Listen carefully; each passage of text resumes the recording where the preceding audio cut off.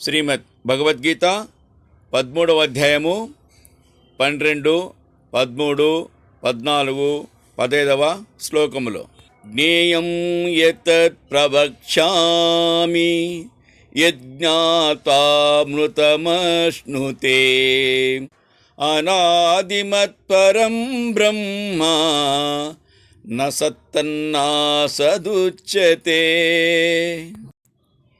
దేనిని తెలిసి మోక్షమును పొందుదురో అట్టి తెలియదగిన జ్ఞేయ వస్తువును చెప్పుచున్నాను. అది పరబ్రహ్మము, దానికి ఆది లేదు. సత్తు అని గాని అసత్తని గాని దానిని చెప్ప వీలు లేదు. సర్వత పాణిపాదం తత్ సర్వతోచ్చి శిరోముఖం సర్వతశ్రుతిమల్లోకే సర్వమావృత్య తిష్టతి. ఆ పరబ్రహ్మము యొక్క కాళ్ళు అంతటనూ కలవు, చేతులంతటనూ కలవు, చూపులంతటనూ కలవు, తలలు, ముఖములు, చెవులు సర్వే సర్వత్రా నిండి ఉన్నవి. అది సర్వవ్యాపకము. సర్వేంద్రియ గుణాభాసం సర్వేంద్రియ వివర్జితం అసక్తం సర్వభృచ్చైవ నిర్గుణం గుణభోక్తృచ.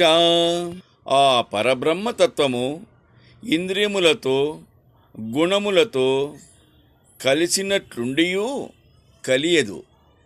దేనిని అంటకున్నను అన్నిటికీ తానే ఉనికి కల్పించినది. గుణరహితమయ్యూ గుణములను అనుభవించినది అదియే.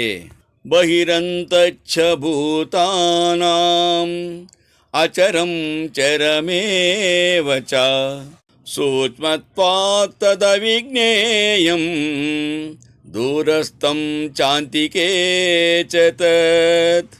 ఆ బ్రహ్మము సమస్త భూతముల వెలిగానున్నది, లోపలనూ ఉన్నది, జంగమమై స్థావరమై కూడానున్నది.